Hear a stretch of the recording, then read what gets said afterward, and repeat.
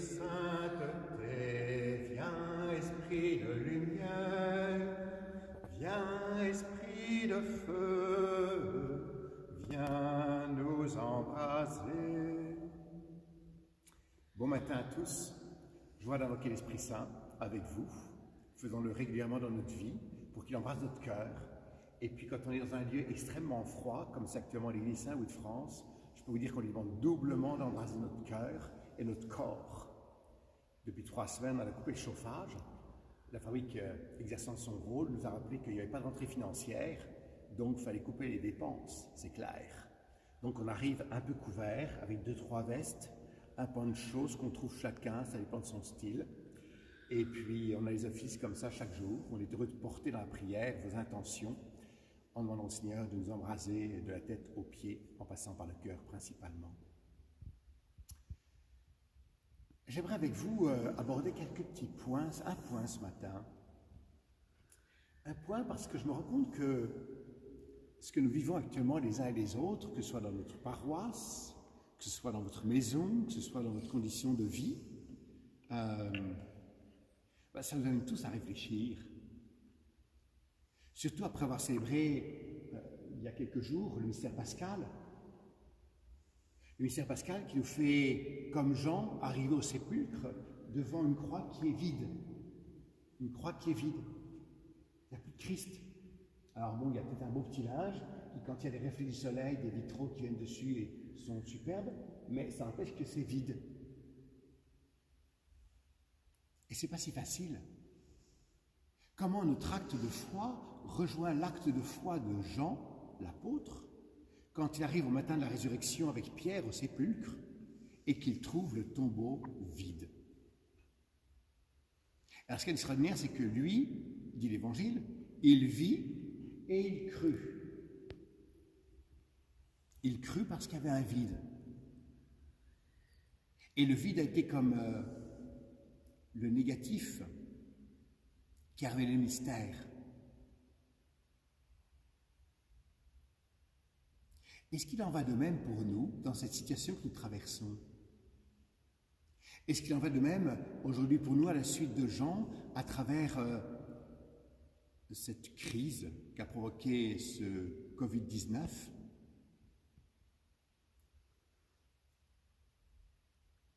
Et que révèle cette crise? Alors l'impréparation des gouvernements, les reproches des uns aux autres, les tensions politiques des pays avec d'autres, les revendications de certains groupes sociaux, les épreuves et l'héroïsme des médecins, infirmières et corps de santé, le combat admirable pour soutenir et aider tellement de bénévoles. Mais pour toi, pour moi, là où nous sommes les uns les autres, parfois une vie très ordinaire, il faut reconnaître. Ça nous a permis à nous les frères de nous recentrer sur la prière et notre vie religieuse, notre vie monastique, d'inspiration monastique. Mais ça empêche que c'est quand même un chamboulement pour chacun de nous et pour notre société tout entière. Tous les grands plans pastoraux sont tombés à l'eau, il n'y a plus de réunion possible. Tous les projets économiques de croissance financière, de placement, tombés à l'eau. Tous les projets familiaux, de sortie, de voyage, tombés à l'eau. Et notre foi dans tout ça, est-ce qu'elle va ressortir ragaillardie, revigorée, renouvelée, parce que nous venons de célébrer ensemble le jeudi saint, le vendredi saint et le samedi saint.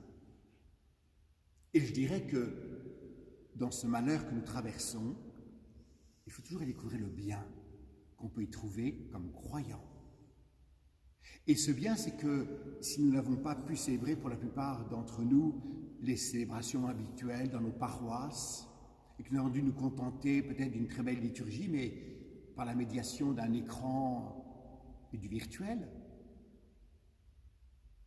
je suis frappé comment, pour beaucoup, ça a été aussi une prise de conscience que ce mystère pascal, il vient nous rejoindre chacun personnellement.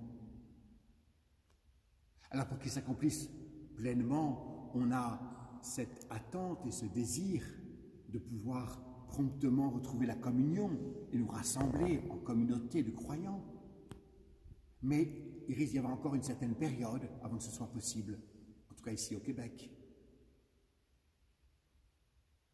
Et comment tirer profit de cette période pour nous renouveler dans notre acte de foi? Un acte de foi qui jaillit d'abord de mon lien personnel avec Dieu. Ce Dieu qui est vivant, il n'est plus sur la croix, il est ressuscité, il m'a partagé sa vie. Mais ce renouvellement aussi dans mon acte de foi, parce que peut-être tous, on a eu cette tentation de réduire l'acte de foi, non pas en le gardant comme un mystère qui vient éclairer ma vie, mais en faisant un bien utilitaire. Est-ce que vous me comprenez? Vous savez comme c'est utile une bouée. Quand je vais à la rivière des Mille-Îles, je crois qu'il y a des bacs avec des bouées ou des cordes pour si quelqu'un tombe à l'eau. Je ne sais pas très bien comment est-ce qu'on arrive à trouver la corde ou la bouée à temps pour récupérer quelqu'un vu le rythme du courant, mais enfin, en tout cas, il y a ça. Eh bien, est-ce que la foi, c'est finalement pas un peu une bouée qu'on se met autour des bras, autour du ventre, pour se protéger, pour toujours flotter dans les aléas de la vie? Et finalement, qu'est-ce que je fais de l'acte de foi? Au lieu de passer de l'autre côté de la rive, d'aller sur l'autre bord, comme Jésus déjà le dit si souvent à ses disciples, je barbote comme les enfants avec la bouée, qui se sentent en sécurité parce que voilà, le bon Dieu est avec moi, il est amour, il m'aime, il est miséricordieux, et c'est fantastique. Ben oui, c'est fantastique, mais qu'est-ce qu'il nous offre le bon Dieu? Il est bon, le bon Dieu. Il ne se contente pas de nous donner de quoi manger, à nourrir, pour, j'espère, la plupart d'entre nous, mais beaucoup d'autres encore peut-être traversent cette situation difficile, de ne pas avoir de quoi manger, de quoi le travail, pour la santé, quand on a un proche, un ami, j'en fais l'expérience régulièrement par des nouvelles qu'on me donne, d'une épreuve qui est vécue par l'un ou l'autre. Quand tu as des amis aux soins intensifs, je peux te dire que ça te fait réfléchir. Et quand ils en sortent vivants, tu dis vraiment, Seigneur, incroyable, merci. Mais voyez comment notre acte de foi, il nous fait regarder Jésus. Et un Jésus qui est comme sur la croix. On ne le voit pas, on ne le sent pas toujours, on ne l'entend pas. Sur la croix, Jésus est silencieux. Et pourtant, il est là. Alors, je t'invite à réfléchir.